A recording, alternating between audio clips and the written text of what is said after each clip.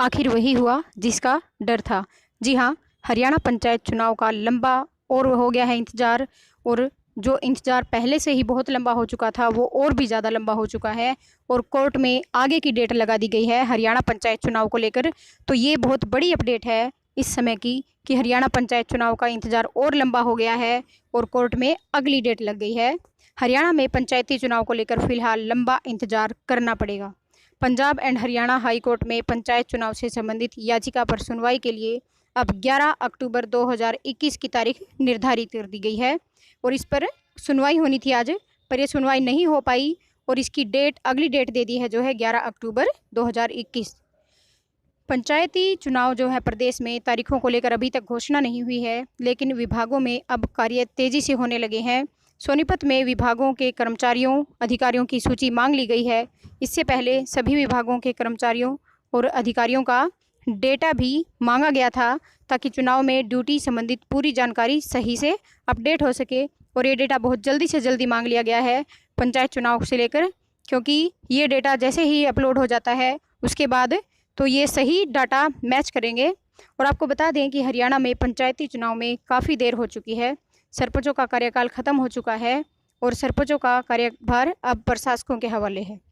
पंचायती चुनाव को लेकर Punjab and Haryana high court में मामला भी विचाराधीन है, और इस मामले में गुरुग्राम जिले के जटोला निवासी प्रवीण चौहान व अन्य ने याचिका दायर की है और पंचायत चुनाव में आरक्षण को चुनौती दे रखी है।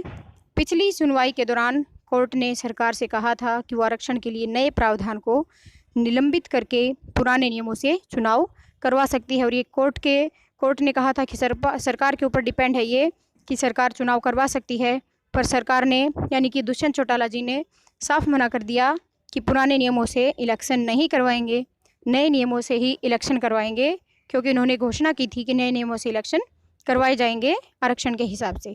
हाईकोर्ट में चीफ जस्टिस रविशंकर झा पर आधारित डिवीज़न बेंच ने कहा कि सरकार ने इस मामले में अंडरटेकिंग दे रखी है कि जब तक याचिका पर फैसला नहीं होता तब तक सरकार का निकट भविष्य में चुनाव करवाने का कोई भी इरादा नहीं है।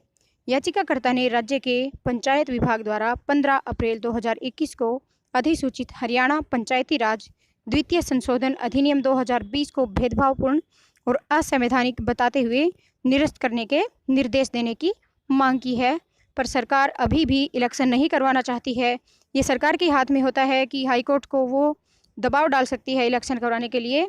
और अधिनियम में संशोधन के अनुसार पंचायती राज में सीटों का 8% BCA श्रेणी के लिए आरक्षित किया जाना है, और न्यूनतम सीटें 2 से कम नहीं होनी चाहिए, जो एक दूसरे के विपरीत हैं, क्योंकि हरियाणा में 8% से के हिसाब से केवल 6 जिले हैं जहां 2 सीटें आरक्षण के लिए निकलती हैं, वरना 18 जिलों में केवल 1 सीट ही आरक्षित की जानी है।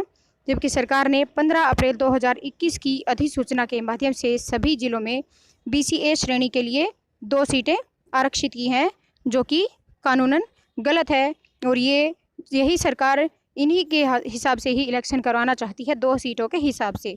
यह अधिनियम में संशोधन जिला परिषद की जनसंख्या 2021 में BCA आबादी को दिखाए बिना किया गया है, जबकि BCA आबादी को दर्शाने वाला एक अलग कॉलम होना चाहिए ताकि आरक्षण के साथ साथ रोटेशन भी स्पष्ट रूप से देखा जा सके।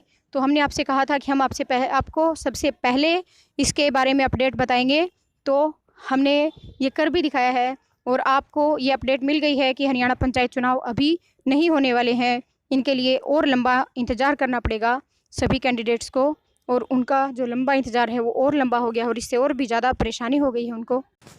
तो ये थी पंचायत चुनाव से जुड़ी हुई एक नई अपडेट।